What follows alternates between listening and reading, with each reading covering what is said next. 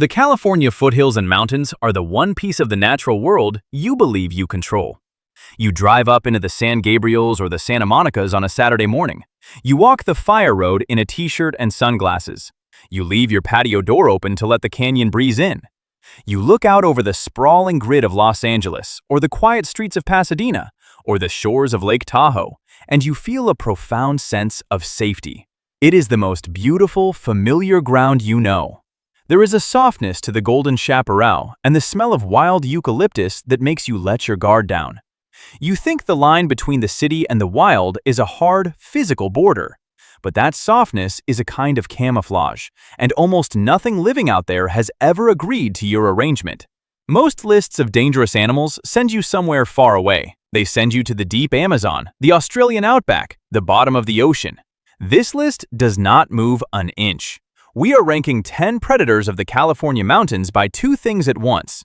First, how likely they already are to be within 100 feet of where you stand.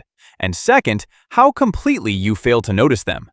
This is not just a list of what has the sharpest teeth. It is weighted by what these animals actually do to people in real numbers logged by state wildlife departments and the CDC. And here is the shape of it. We start with the animals you brush off as common nuisances. We move to the ones that are actively rewriting the rules of the food chain while you sleep. And we end with something you cannot even see from your own back door. Something that has probably already bitten you. By the time we reach number 1, the idea of being alone in the woods is going to stop being a figure of speech. If you live anywhere near these hills, or if you just like the kind of thing that makes you look twice at country you thought you knew, go ahead and subscribe. It takes 2 seconds. And tell me one thing. Which canyon or mountain range are you watching from? And what is the strangest thing you have ever seen cross your property line? Drop it in the comments. I read them. Now, the countdown. Number 10, the bobcat. You would not think of the thing sitting quietly on your suburban fence line as a serious threat. Everyone knows there are bobcats in the foothills of California.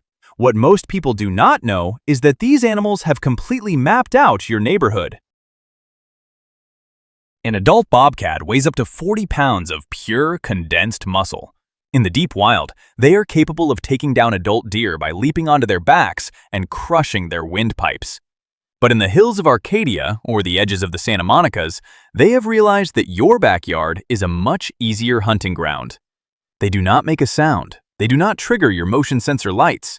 They simply sit in the heavy ivy or on the low branch of an oak tree, waiting. They know your schedule. They know exactly what time the automatic sprinklers turn on, and they know exactly what time you open the sliding glass door to let the house cat or the small dog out into the yard.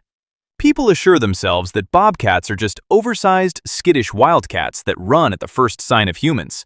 But state wildlife officials log countless reports of bobcats sitting motionless on patio furniture, refusing to retreat, watching humans with a cold, calculating indifference. They do not flee because they have realized you are not going to do anything to them. Number 10 goes to the unseen watcher on the wall. She has been in your neighborhood the whole time. You just never thought to look up. But if the bobcat hides by blending into the brush, the next predator hides by claiming the dark spaces you built with your own hands. Number 9, the western black widow. You would not consider your own garage or the space behind your mailbox to be a hunting ground, but to the black widow, your home is an engineered paradise. They are heavily concentrated all along the California urban wildland interface, and the denial here is profound. People assure themselves that dangerous spiders live deep in the woods, but the black widow thrives where you live. They build their chaotic, snapping webs under the lip of your patio chairs, inside the handles of your garbage cans, and deep inside the woodpile you keep on the porch. The danger lies in the mundane nature of the encounter. You reach into a dark space barehanded. You feel a tiny, almost imperceptible pinprick. The black widow injects a potent neurotoxin called latrotoxin. It does not destroy tissue. Instead, it hijacks your nervous system. Within an hour, acetylcholine floods your synapses. The muscles in your abdomen lock into rigid, agonizing cramps. Your blood pressure spikes. Victims frequently report a clinical symptom known to doctors as a profound sense of impending doom. It does not want to hunt you.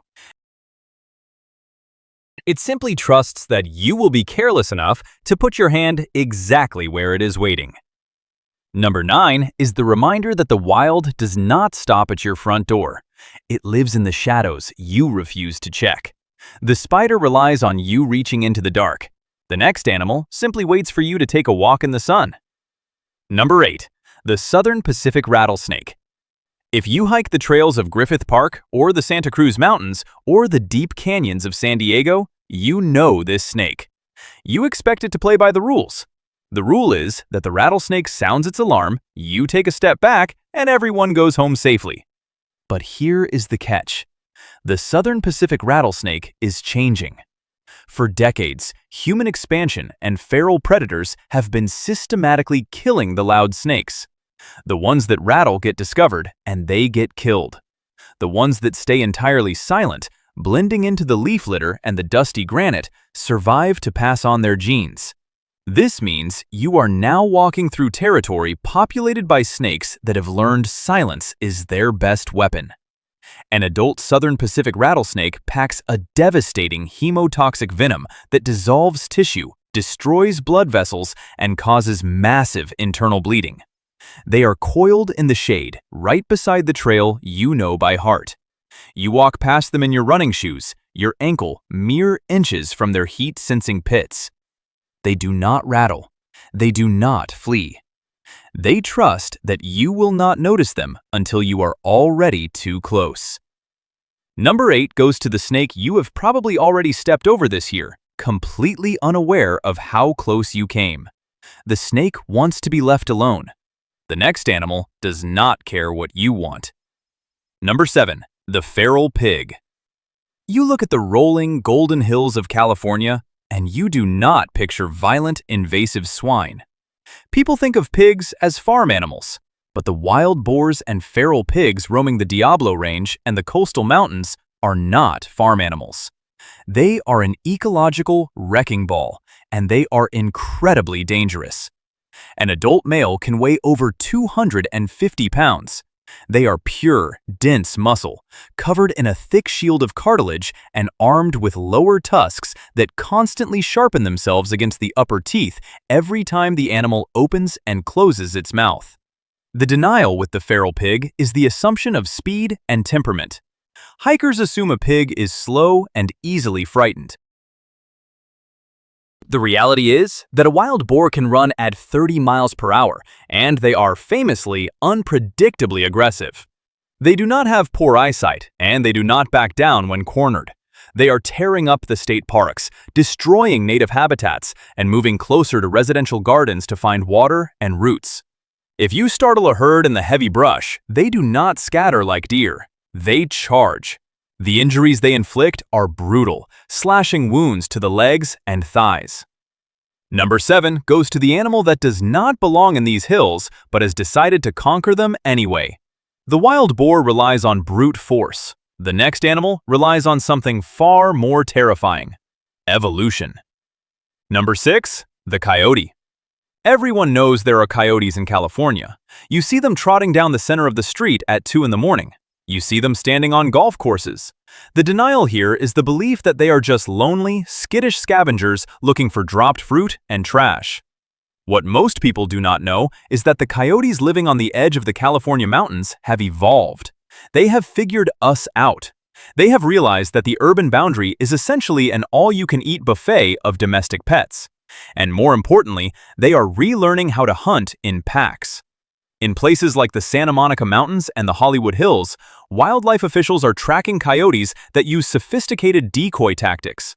One coyote will stand in plain sight, acting injured or playful, luring an off-leash dog away from its owner and into the brush. Waiting in the brush are 3 more coyotes. They have lost their fear of humans. They are stalking joggers on evening trails. They are jumping 6-foot fences to pull pets out of locked yards. They watch the traffic. They learn your routines, and they operate with a cold, military precision. We are at the halfway point, and if you are still with me, you are clearly someone who actually wants to know what is out there. You are not looking for the postcard version of the world. You want the truth about the ground you stand on. So this is the moment to subscribe and stick around, because the animals from here up are the ones people flat out refuse to believe are real. The danger climbs here. not just in size, but in how hard it becomes to accept what these mountains are really holding. Let us get back to the list. The coyote uses intelligence to slip past your defenses. The next animal simply breaks them down. Number 5. The black bear. When you think of the California black bear, especially in places like Lake Tahoe, Yosemite, or the foothills of the San Gabriel Mountains, you probably picture a slow, dopey creature turning over a garbage can. People think of them as oversized raccoons. They record videos of them swimming in residential pools. They name them. They think they are tame. This is the most dangerous illusion in the state. A male black bear can weigh up to 400 pounds. They possess enough raw physical strength to peel the door off a locked SUV just to get to a forgotten piece of candy on the dashboard. But the mechanism of danger here is habituation. Because we have built our houses inside their dining room, the bears are no longer foraging in the deep woods. They are breaking into kitchens. They know how to open lever-style door handles. They know how to push out window screens. The moment a bear loses its fear of a human shouting, the clock starts ticking.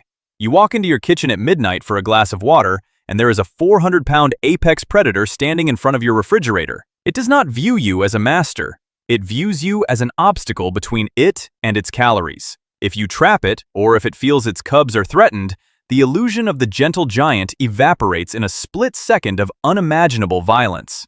Number 5 goes to the predator we invited into our homes, forgetting entirely what it was built to do. The bear announces its presence with size and noise. The next predator gives you no warning at all. Number 4. The western yellowjacket.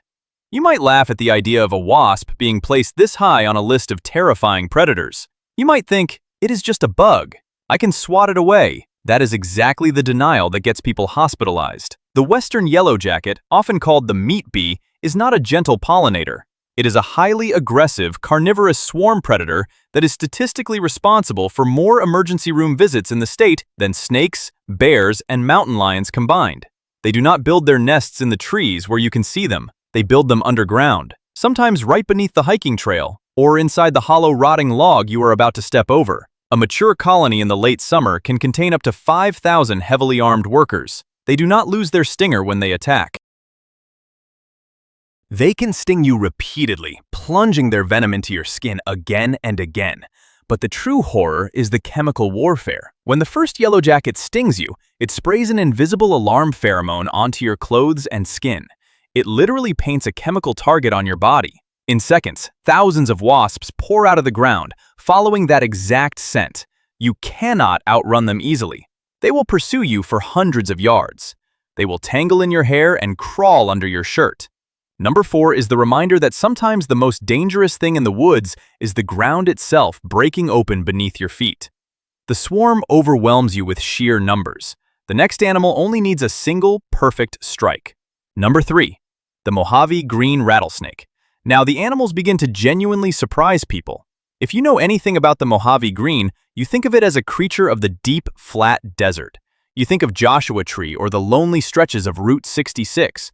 But here is the geographic paradox that is terrifying hikers and residents alike.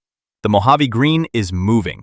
They are creeping up the slopes, mixing into the foothills of the San Bernardino and San Gabriel Mountains, slipping into areas where hikers only expect the milder western rattlesnakes. This is not a normal snake. It is considered one of the most lethal vipers in the world. It carries something called Mojave toxin.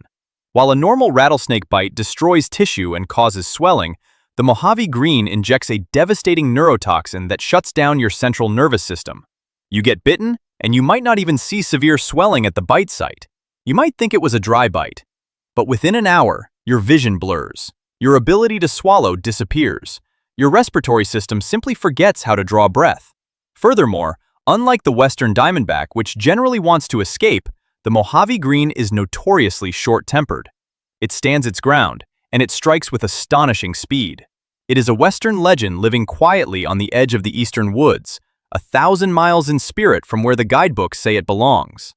Number 3 goes to the venom that stops your heart, hiding exactly where you did not expect to find it, and that leaves just 2. Number 2 is the ghost that watches over this entire state, and Number 1. Number 1 is the thing I warned you about at the very start, the one you might have already carried home. Number 2. The mountain lion. We call them cougars, pumas, panthers, but mostly we just call them ghosts. You look at the crowded, noisy, concrete sprawl of Los Angeles or the busy trails of the Sierra Nevada, and you assure yourself that the big cats were pushed out a long time ago. The city is too loud, the wild is too far. That is the lie we all agreed to believe. The reality is that the mountain lion is the undisputed apex predator of the California mountains, and it has never left. They are living in the brush of Griffith Park. They are crossing 8-lane freeways in the dead of night. They are resting in the heavy chaparral just 50 yards from where you are walking your dog. A mountain lion can weigh 160 pounds. It can leap 15 feet straight up into a tree. It hunts exclusively by ambush. It targets the back of the neck, severing the spinal cord in a single, silent bite. Wildlife biologists who track collared lions constantly report the same chilling data. The lions frequently parallel human hikers. They follow you along the trail. They watch you stop to drink water. They watch you tie your shoe. You never hear a twig snap. You never see a shadow move. You only see a mountain lion when it decides it is time for you to see it. It is the ultimate invisible neighbor. It is not the predator you were sure was gone from these woods. It is the predator that is looking at the back of your head right now. Number 2 did not just survive these mountains, it mastered them.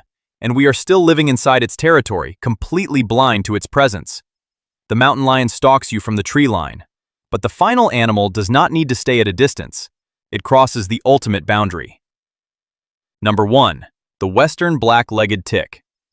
I told you in the beginning that the most dangerous thing in these hills is something you cannot see from your back door, something you may have carried home on your own body without ever feeling it. People refuse to view a bug as a terrifying predator. You are looking for claws and fangs. But this is the ultimate subversion of what it means to be hunted. The black-legged tick does not chase you. It practices a behavior called questing. It climbs to the very tip of a blade of tall grass on the edge of the hiking trail.